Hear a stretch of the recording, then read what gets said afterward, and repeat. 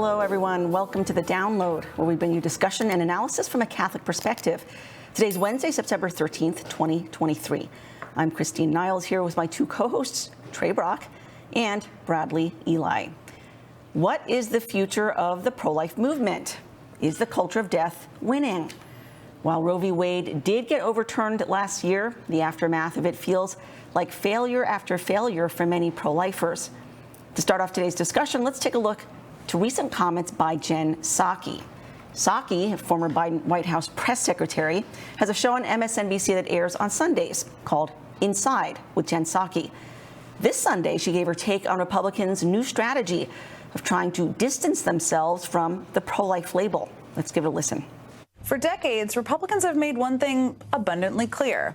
They are the pro-life party. For years, many Republicans ran on the platform of overturning a woman's right to choose. But then something happened. They caught the car. Roe v. Wade was overturned, effectively ending all federal protections on abortions. So the GOP finally got what they wanted. But it turns out Americans, including a majority of independents, did not like it. An NBC News poll from June shows that 61% of all voters disapproved of the Supreme Court's decision to overturn Roe. And this issue didn't just register in polls, it actually swayed elections. Just last month in Ruby Red, Ohio, voters sided with defenders of abortion rights. In Wisconsin earlier this year, a winning candidate's pro-choice message helped her flip the balance of the state Supreme Court. In the Republican stronghold of Kansas, doesn't get much more Republican stronghold than that, voters chose to protect abortion rights in their state. Pro-life now becomes, in the words of Indiana Senator Todd Young, pro-baby. Pro-baby. Okay, I hate to break it to you, but if you call broccoli candy, it's still just broccoli. If you tie a really nice bow around a lump of coal, it is still coal under there. The branding isn't the problem here. The policy is the problem.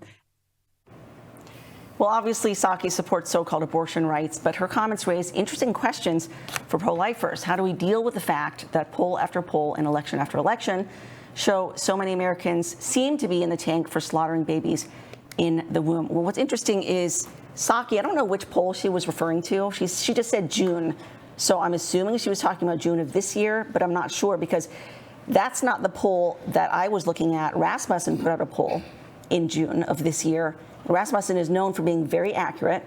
And it is true that right after Dobbs, we saw a dip in Americans' support for overturning Roe v. Wade. So it seemed like more Americans disapproved of Dobbs than approved of it. But that tide is turning, according to Rasmussen. And in June, this is what they had. 1 year after the Supreme Court overturned the 1973 Roe v. Wade ruling so that each state can now determine its own laws regarding abortion, a majority of voters approve the decision. They approve of Dobbs.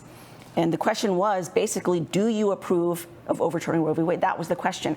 52% of Americans approved and 44% of Americans disapprove. So it's swinging in the other direction. Now, should that number be higher? Sure, it should.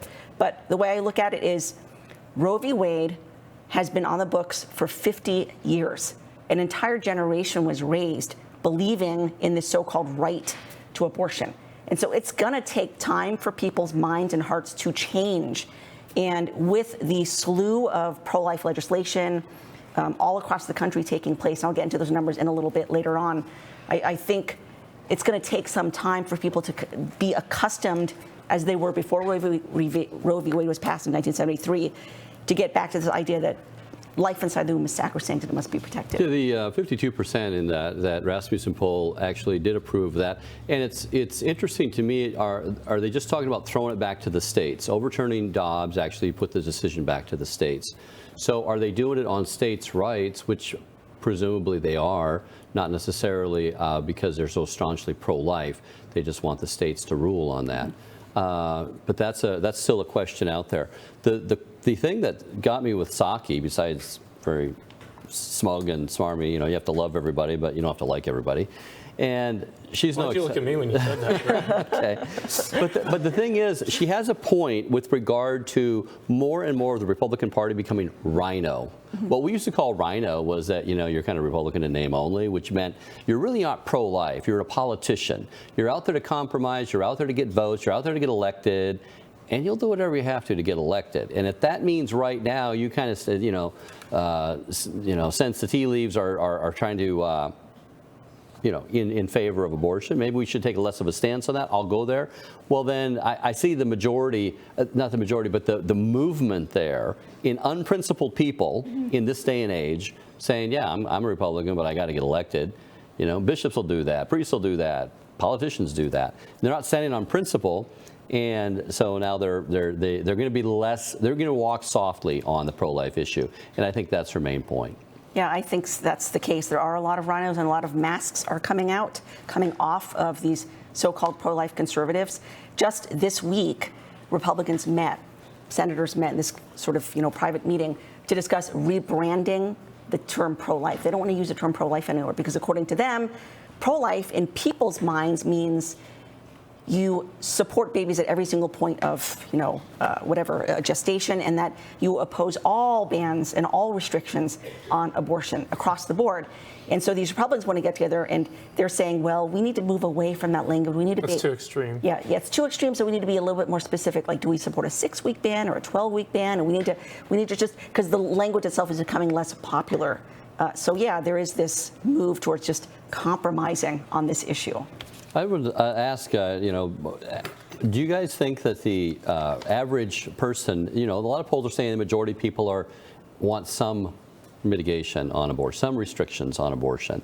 Do you think they're actually, the average American is actually okay with abortion as killing, or are they low information, kind of clueless, just want the status quo? Where would you dial that in? What would you tell people? What's the average American? You're over in Italy playing football. What's the average American over there? Are they for abortion? Would you say, well, absolutely, they know what they're doing and they want to kill babies, or they just kind of... without looking at like polls and all that, and there's a lot that you can look at. They're all over the place. But just I think in general, I do think that most people in America are in favor of abortion to some extent. It's almost rare, especially if you're talking to just a random person, that they're just like, nope, no, from the moment of conception, life begins there, and then, obviously abortion is evil at every stage. I think I wouldn't say it's extremely rare, but I would say that the majority of people do, we would obviously call them, you're pro-abortion, even if you believe that a baby can be murdered, a week or two after conception. So just in my own personal experience, I think that's the case. Which I would then say, okay, well, we have a society that's really schizophrenic, because you're saying, oh, you can't kill a person after they're this old. Right. But before that, you can kill them. And to reach somebody like that, it's really difficult because you're not logical, you're not tracking. If, in case of rape, it's always rape and incest, always you gotta have, I'm really, I'm against, but in case of rape or incest. Okay, so the baby, is conceived in rape, but he didn't do anything wrong. Right. They don't get the principle. Why are they then supposed to be able to, the dad should be the one with the death penalty or life imprisonment or whatever the crime fits. And a couple of my teammates who were in Italy, who I did ask them, when we were talking about this, I would ask them about that. And that's what they would always say. They say, oh, no, it's messed up, but, rape, that's a different story. It's like you just said, they don't get the principle. It's like, do you believe that's a human being, that's an innocent human being? Yes or no? If so, well, then you wouldn't be in agreement with you can kill it even if, the woman was raped, which obviously that's a horrible thing, but you don't murder the child. That's not the consequence that, that's not how you, right the wrong of rape. Well, of course, by killing kids, abnormalities and all this type of stuff. But they don't get that principle. It's a human life. It's a human being. It's innocent. So he ought not be killed. We have a deeper problem in society than just, the whole cognitive dissonance, this whole idea that you're not tracking logically. How do you reach someone like that? Yeah, I think most Americans really just don't think deeply enough on this. They just kind of go with the flow. But I have seen people, for instance, people engaging on campuses with various students who might be open-minded about this sort of thing and then actually changing their mind, like pro-lifers changing people's minds, if they get into an in-depth discussion and talk about things the way that you guys are talking about them, because most people they don't think that way. They just don't. They just kind of are on autopilot and they just adopt whatever the average person out there thinks is. But let's take a very quick look at the abortion landscape today, post-Dobbs, because we have some good news, then we have some bad news. So the bad news, let's go with bad news first.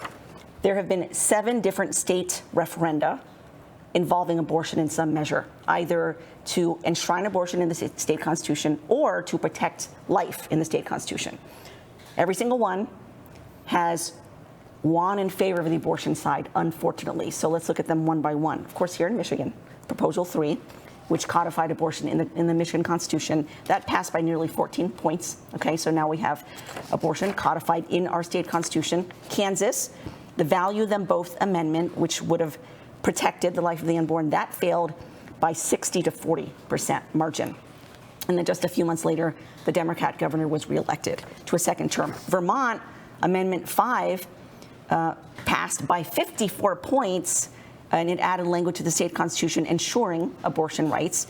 California, Proposition 1, which would, codifies abortion in the state constitution, it won by 34-point margin. And then in Montana, Referendum 131 was defeated. That referendum would have conferred personhood on the unborn. That was defeated by 5 points, but still it was defeated. And then, of course, in Ohio, we've got this upcoming abortion amendment on the ballot for this fall. So that's the bad news, okay? Everywhere that you've had like a popular vote, the people seem to be in favor of abortion. That's the bad news. The good news is the majority of states that have wanted to pass pro-life measures through their legislators, okay? It's not a popular vote. Many of them have passed. And so at this point, what we have, you can actually go to the Guttmacher Institute website and they have an interactive map where you can see exactly what all the laws are. And you have, at this point, 19 states with either total bans or near total bans on abortion. Or you have heartbeat laws, like 6 weeks. It's banned after 6 weeks, 12 weeks. In states where the abortion remains protected, they're still banned after at fetal viability, right, between like 22 to 24 weeks. So that's the case in most of the states where abortion is still allowed. It's still banned at fetal viability. There are only about half a dozen states that place no restrictions at all. Like you can work all the way up till birth. So that's kind of how things look right now. Yeah, the red states that had pro-life laws are doing better. The overturning Dobbs did actually save some babies in the short term. We'll take Texas, for example. They only had 17 recorded abortions down there in all of 2023. So the states that actually had some strong pro-life laws out there did and now are protected in their own statehood to be able to enforce those laws without having, the judicial branch come down from on high. But it's going to be a tough road because to change votes, you got to change hearts. And when you actually go with the referendum in the state to actually overturn these things, it becomes a state constitution and all this type of stuff. That's things that even the Gorsuch and the appointees, Trump appointed, the pro-life judges, they can't even touch that. They won't touch that. They're like, well, if it's the states have decided, the people have decided, the state constitutions enshrines that, that's not something like overturning Roe anymore. Mm-hmm. And the Supreme Court justices would all agree. The Catholic ones would say, well, we didn't vote or we didn't, rule on our Catholic faith. We ruled on the court jurisprudence here. And therefore, we said, no, this is a state's issue. Constitutionally, that's what we were asked to vet. And so this isn't like the Vatican CDF ruling on something, the moral constitution of it. They're actually ruling on the judicial aspect of it. So, and they're saying, well, our hands are tied at that level when you have it down at that level. So that's really difficult. That'd be an uphill battle. Then you have to have another whole state referendum to overturn that again in that state, which means the majority of hearts has to be changed before their votes are going to be changed. And you're getting people that aren't tracking with regard to, don't thinking deeply on these things. So that's an uphill battle. Yeah, my dad, he lives in Houston, and he used to go outside the Planned Parenthood in Houston. It's like the biggest one in North America or something like that. And he tells me he'll still go out there. There's still a number of people who go out there, but they don't really do any abortions there. That number, 17 now in, I guess, all of this year in the state of Texas is pretty remarkable. But like you were mentioning with all these rhinos, all these people in politics who, these people on this, call themselves people on the right, call themselves conservative. They have to make all these compromises. They're like saying it's too extreme to, do a heartbeat bill or something like that. I don't think that's anything surprising. So I don't think that the way, talking about like the way forward, what's the move forward for the pro-life movement? It's not. you can use that realm of politics, as you will, but I don't think that's the way forward. Like even with you get to like Jen Psaki, like the quote of her talking about whatever. It's like, I don't know. I see stuff like that, and I'm just like, well, I think if we're spending time so worried about what somebody like Jen Psaki is saying, like, I think we're just like wasting our time. Brad makes fun of me for making sports analogies, so it makes me want to make even more. And track and field is my favorite sport to watch.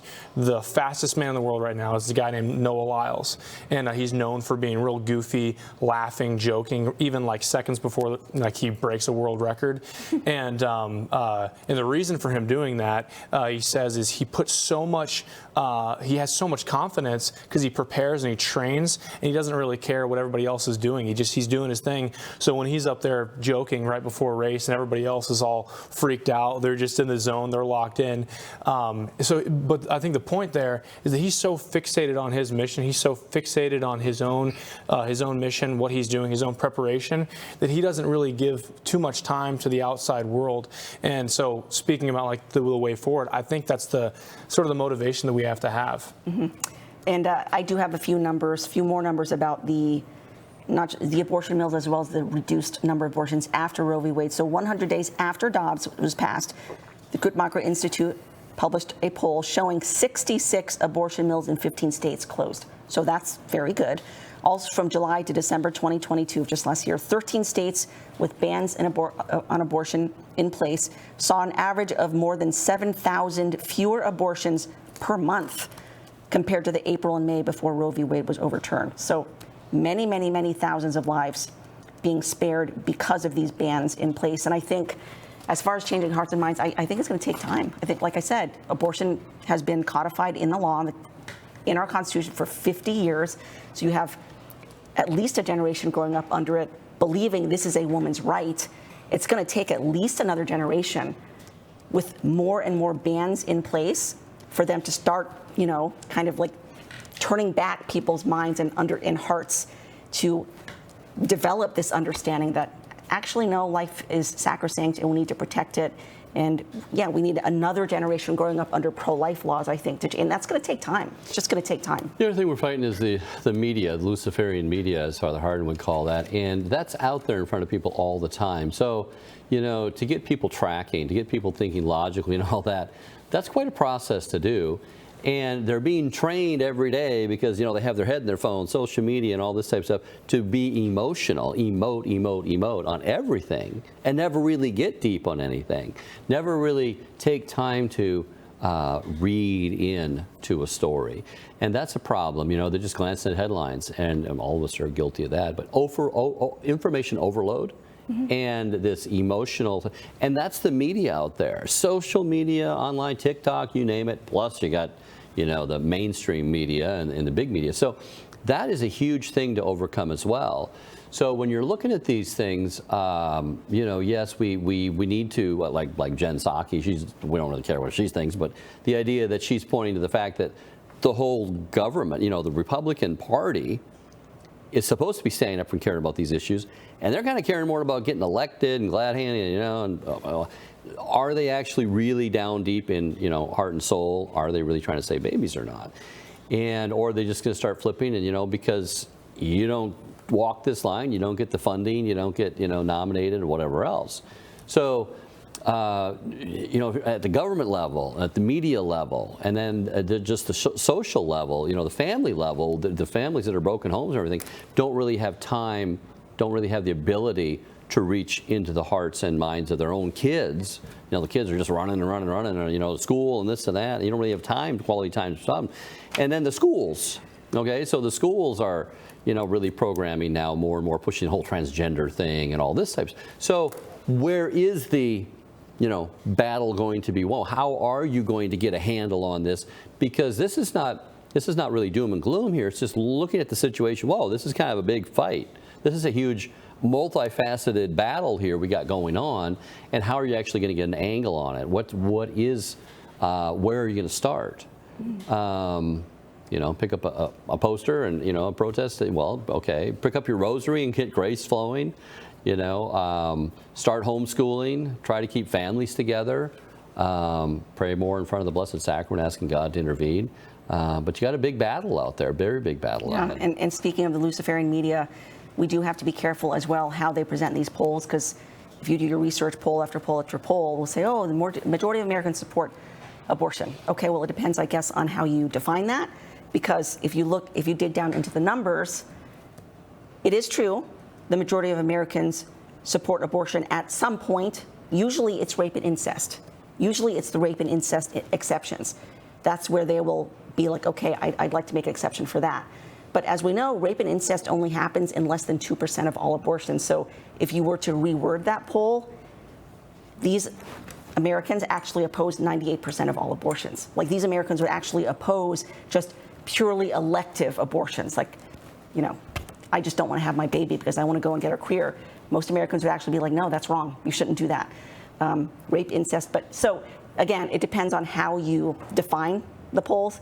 Most of the Luciferian media will push like, oh, most Americans support it, they support it. But again, we have to be careful of the way that we read them, and we can't trust them. Well, case in point, what you just did here with Psaki, I mean, she was just floated that number out there, 61% support or disapprove of Roe being overturned. Well, okay, well, Rasmussen just said, and they're a very trusted poll, like you said, well, 52% actually support Dobbs, which is what the instrument to overturn Roe. So, so she's wrong, really, there. And but unless you actually know the numbers of how many people tune into Rasmussen and then get the facts themselves, they just see that number. Well, she wouldn't lie about that. She must have a fact. You know. I think one of the most because this is a battle for hearts and minds, and it is a big battle, and we have lots and lots and lots of work ahead of us. But I think one of the most powerful films out there on the reality of abortion is Unplanned. I don't know if you've seen that, but it's about the testimony of Abby Johnson. Really, really powerful film. And this is coming from someone who, I've been pro-life for a very long time, but when I watched that film, I was just like, wow, this is extremely powerful. That's why there was so much opposition to it, and so many movie theaters didn't want to show it because it was just so, but it's really well done, and it powerfully just puts in your face the reality of abortion. There's an opening scene where they show an abortion. It's of a first trimester baby, and they show the evacuation method, which is the most common of all. It's like 98% of all abortions, where the baby is essentially sucked out, out into a vacuum and then just essentially incinerated into a bloody pulp. And you see it on the sonogram. Now, clearly, it's not showing a real baby; it's a simulation, but it's exactly what you would see in a real abortion. And that's how the film opens. And I remember I took my daughter to it. I think she was 15 at the time, and so we had our popcorn. We're sitting there, and then after that scene, we couldn't touch our popcorn. I mean, we couldn't touch our we were just horrified and sick because I'd never seen anything like it before in my life. And what's really interesting is the doctor in the film was actually in real life a former abortionist. He'd done thousands of abortions, and now he's pro-life.